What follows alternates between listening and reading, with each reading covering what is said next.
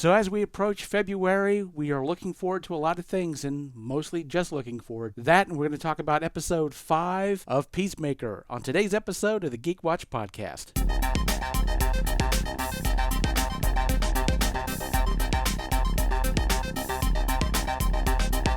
This is the Geek Watch podcast with Brian Hatcher and Mandy Petrie.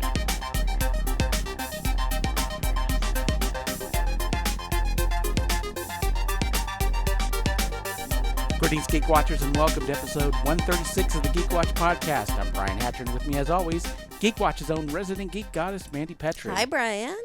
And so I have been busy looking over February, especially movies, to see what's coming out. Mm-hmm. And I have noticed that there's a little game we're playing now when it comes to movies. This is a bit of a rough time for moviegoers, movie fans such as myself, because one thing that I've noticed is Hollywood is still in this transitional stage where they're trying to figure out exactly how to put films out. And so it becomes a really complicated dance, I've noticed. Mm-hmm. Now, they are taking more chances on some weird films, but especially with where we live, a lot of films don't get a wide release. And so even if I see something I might like, if I see limited listed next to it for the release, then I'm like, we're not going to get it. No, that's going to be a 3-hour drive wherever you can find it. It's at least 3 hours. But the thing about it is, like I said, I love that there's some chances being taken, but they're not being taken on wide releases. Mm-hmm. And I have to tell you, I feel like there are some things that I would have expected to get a wide release, and they don't. I mean, there's certain things I'm looking forward to. Mm-hmm.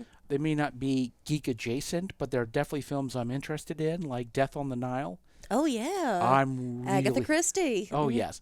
See, I remember a long time ago the old Hercule Poirot films where you had those star-studded casts, Peter Ustinov as Poirot, and now that we're revisiting these films, this was something that you saw more in the 70s and part of the 80s, these big ensemble casts. Mm-hmm. We've seen them recently with Knives Out, which I absolutely loved. Did you get a chance to see that? Oh, yeah. Uh-huh. Yeah, and it's got a sequel coming out, and I'm just, where are they going to go with that story? That's going to be interesting. Oh, yeah, I can't wait. Mm-hmm. And then, of course, we've got Death of the Nile coming out, and I'm looking forward to that. But there was one film toward the end of the month that I was really looking forward to, and it was one that I really hadn't heard a whole lot about. But they're coming out with a new version of Cyrano de Bergerac. Did you hear about this? I have. I've seen all the stuff about it, all the trailers and stuff. Yes. Mm-hmm. And Peter Dinklage as Cyrano. And it's a musical. Mm-hmm.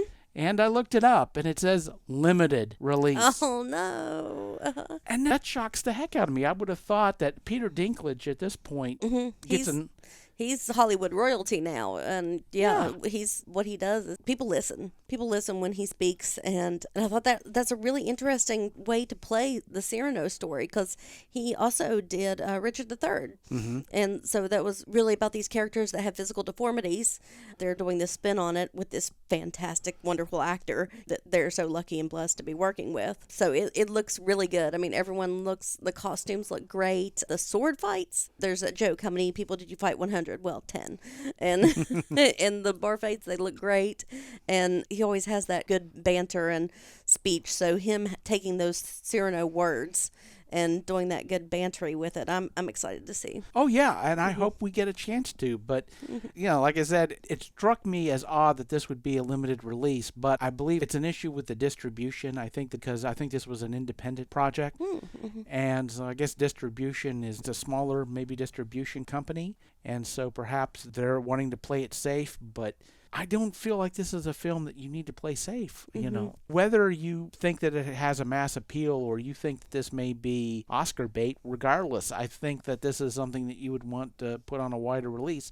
And maybe they will. Maybe this will become successful enough that they'll give it a wider release. But it's been my experience, and of course this was back in the days of normal Hollywood. Yep. And those days are long gone, unfortunately. Right. Now we have a period piece that's a musical I'm not sure who scored it. It's nothing, because I put it on par with Phantom of the Opera, but It's not Andrew Lloyd Webber. So I don't know if that will make any difference or not. Yeah, well, it's strange because it's the double-edged sword. Because of COVID, movies like that are not going to necessarily get a wide release, but if we were in the old normal, who knows if that film would have ever been made at all. Mm-hmm. So there are a lot of films that I've seen, little independent films that are getting a bit of a shot of getting made because content, again, it's you just want as much content as you can get your hands on. But it's like a lot more films get made, but not a lot of them get a chance to break out. Hollywood is still trying to work that perfect balance of being able to do a lot of different things, but also to get them out there. And so, like I said, I hope we get the chance to see Cyrano. I really want to see it. But as you say, this may be a 3-hour drive to do. But 1st of March, we get The Batman, which is looking really good. We've seen more trailers for that. And I was curious about Morbius because, of course, we've been talking about that film, and especially with the success of Spider-Man No Way Home, which is still at the top of the box office at this point, and it may wind up being the movie of the year as far as the amount of money that it makes. Now, we got some Marvel movies coming out, and might give it a bit of a run for its money. Certainly, Spider-Man is on par to be a billion-dollar film. But I was looking for Morbius because, of course, they keep changing the date, and I was like, well, okay, well, what is it now? And I finally found a date for it, April 1st. I don't Okay, know if I now trust that. now they're just messing with us. I don't know if I trust Seriously, that. you're gonna put it April 1st? Yo, you gotta be kidding me! So yeah, obviously they're just messing with us now. That's at when this they point. should have released the Joker. Probably so. So maybe we'll get to see it April 1st. But I feel like I'm being punked. I really do. ADHD moment. Did you hear a story about Willem Dafoe wanting to be in the world of Joaquin Phoenix's Joker, playing a Joker imposter? Yeah, I did hear something I about think that is so neat. I wish someone would grab a hold of that and do some stuff with that. And Oh yeah, Willem Dafoe. Yeah. He would make a great Joker.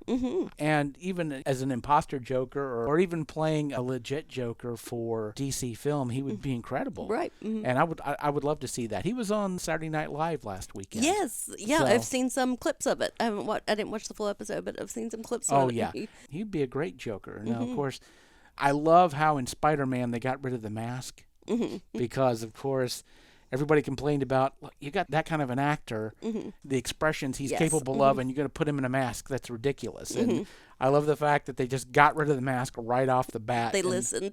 they listened to the fans for sure.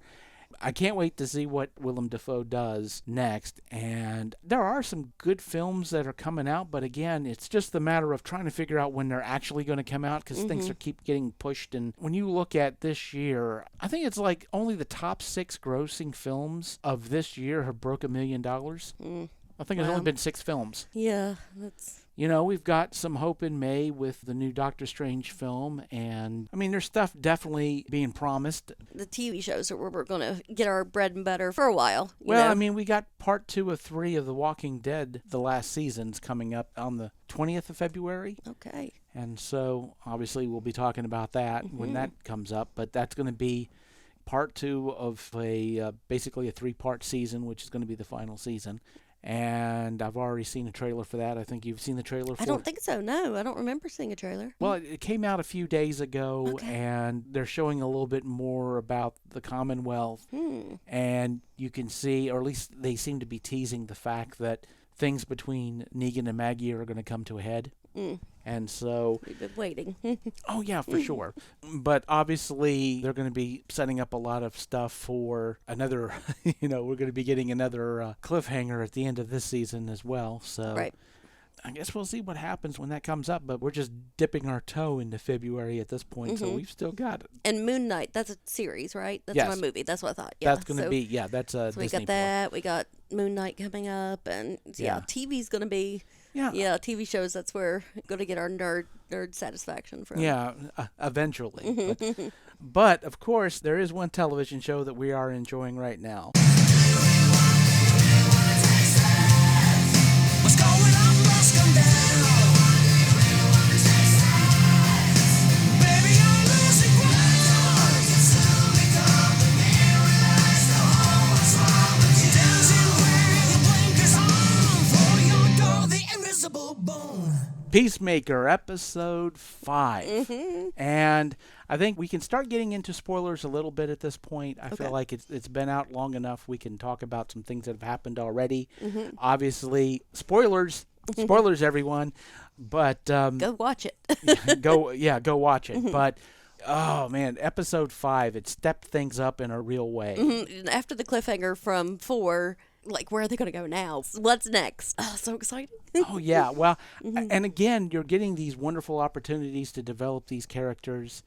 That moment with Amanda Waller's daughter, and I'm trying to remember what her first name is, but the moment with her and Peacemaker and that wonderful bonding moment, and then that betrayal at the end. Do we know for sure if that happened? Because we didn't quite see what happened, did we? We do know that she placed the diary, but that's assuming that this is meant as a frame-up. To be honest, we're not sure why this thing is being placed, but it's definitely being placed in a manner that Peacemaker's not allowed to know that it's happening. I kind of feel like she might have taken it back.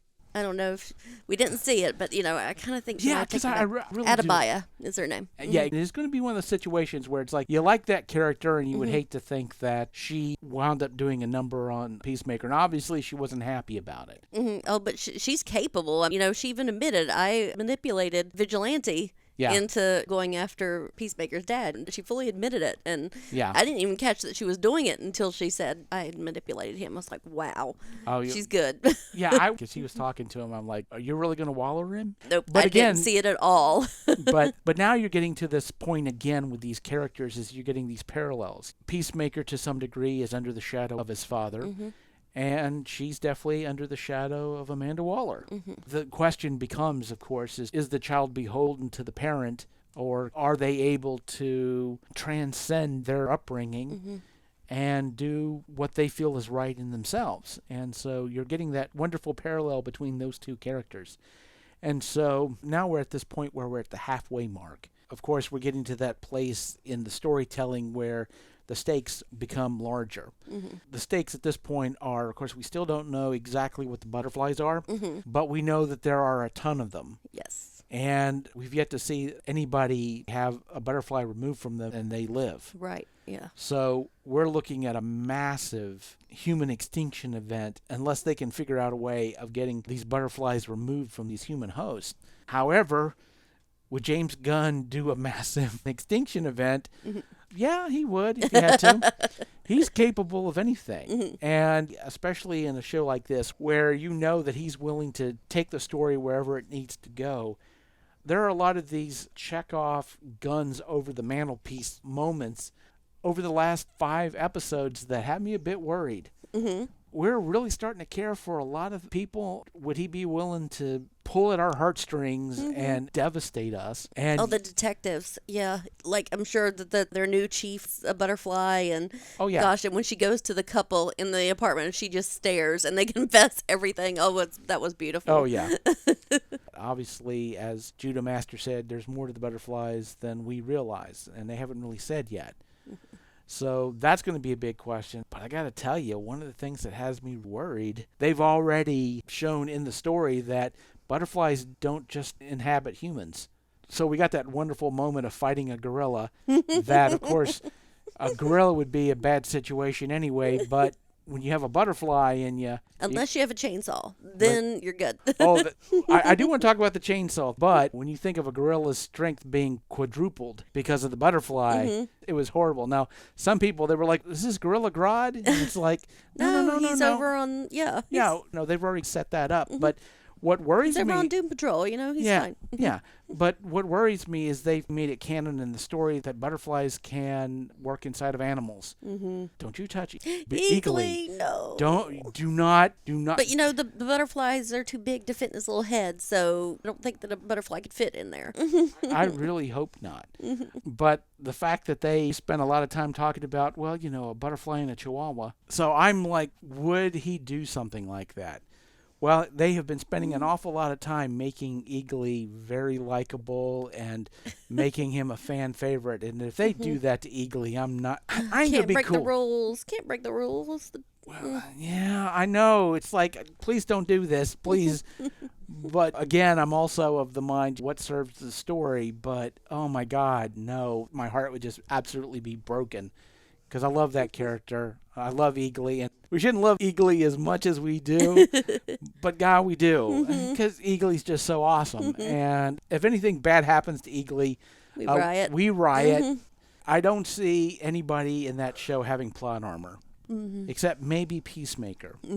But plot armor is just not one of those things that James Gunn is all that interested in. And the spirit of this show has always been, hey, anything could happen, which is awesome. But the bad news is anything could happen. That's what makes watching the show exciting.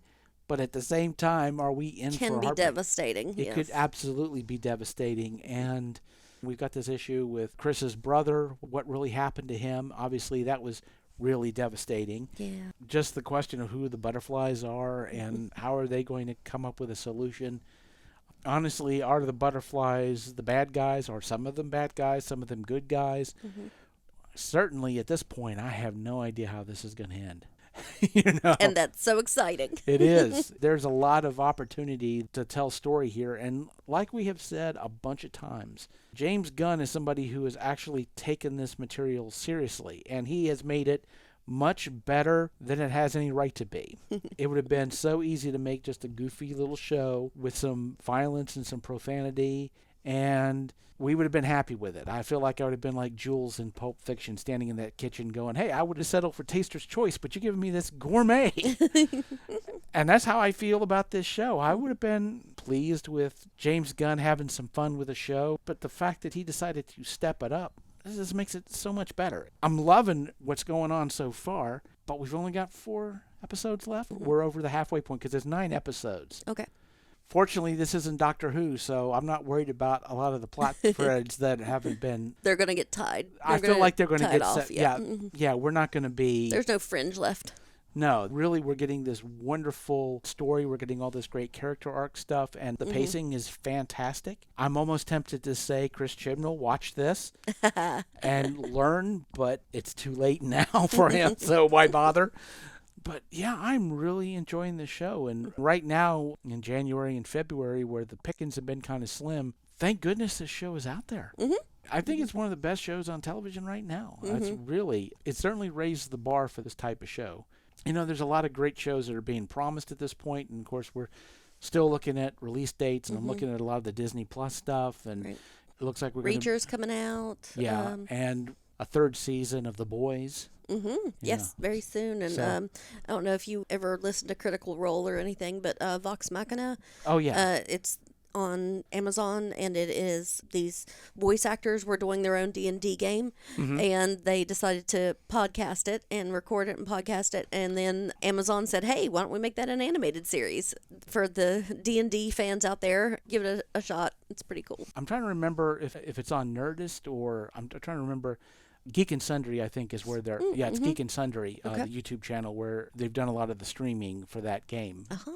But I know that they've been bringing some outside actors. I think David Tennant is a voice in Really? Vox Machina. Oh, I didn't see that on the list or anything. Yeah, I think he's. Yeah, I think so exciting. he's a voice a voice actor in it. So yeah, that's going to be awesome. And So. I don't know if you really care for parodies or not.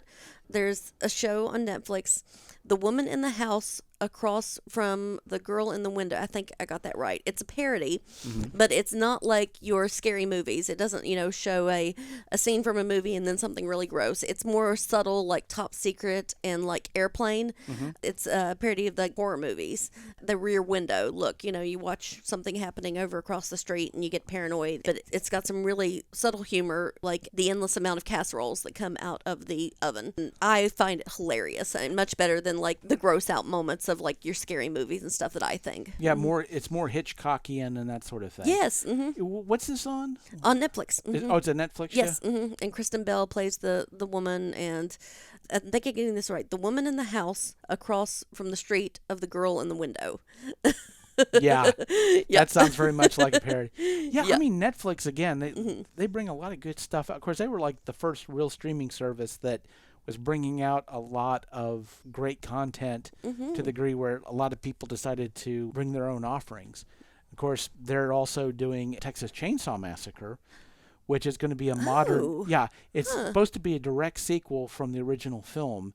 It's going to be based in modern times, and they are bringing back... I don't know if it's the same actress, but the final girl in the original... Oh, yeah, that ends up in the truck. Who winds up in the truck. Yeah. Apparently, she's going to be a character in this, and she's an older woman who...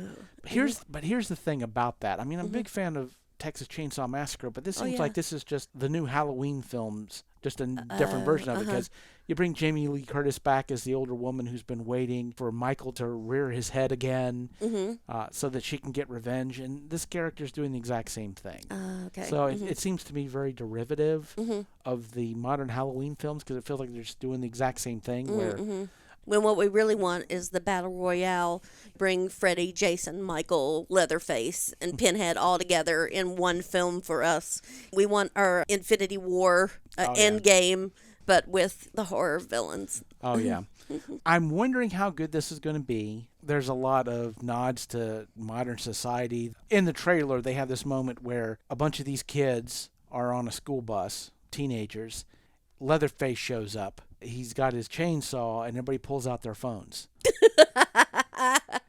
And the guy, and one of the guys in the front says, "You don't want to do nothing. You're going to get canceled." And of course, he sticks his chainsaw in him. It's like, so, That's kind of a Jeepers Creepers nod there. it's like, dude, you want to calm down. You're going to get yourself canceled. It's like, yeah, like this guy cares. So I am a huge fan of Texas Chainsaw Massacre. One of the things I loved about it was it was a cheaply made film, but as they say, blood's one of the cheapest special effects out there. And actually, the primitive style of filmmaking works in the favor of the film because it almost feels documentary. Yeah. And so it feels real and scary. And this film doesn't.